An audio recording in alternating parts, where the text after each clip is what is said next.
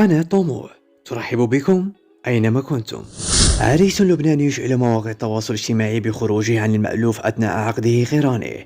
في لحظة مؤثرة يختار أن يعبر عن مشاعره بأسلوب شاعري بعيدا عن النصوص التقليدية، فحول عقد الزواج إلى قصيدة نثرية نابضة بالأحاسيس متجاوزا على الأعراف، والنتيجة عقد حديث يلهم الكثيرين.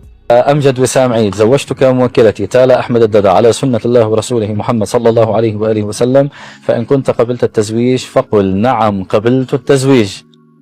بإذنك. بسم الله الرحمن الرحيم. والموفون بعهدهم إذا عاهدوا، صدق الله العلي العظيم. فإني اليوم قد وفيت بعهدي أمام الله أولا، وأمامك ثانيا، وأمام الحضور الكريم ثالثا، فبقلب مطمئن وروح راضية قبلت بك صديقة لقلبي، رفيقة لدربي، أنيسة للروح. وقد دخلت البيوت من أبوابها لأعز مقامك كما كنت معززة مكرمة على ذمة أبيك، فقد كنت منذ الخلق كما قال الخالق ضلعا مني، وقد آن الأوان أن يضم الأصل فرعه ويحتويه.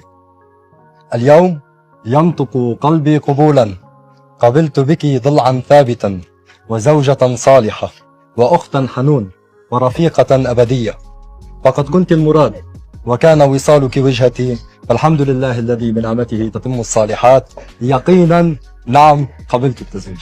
صلوا على محمد وآل محمد.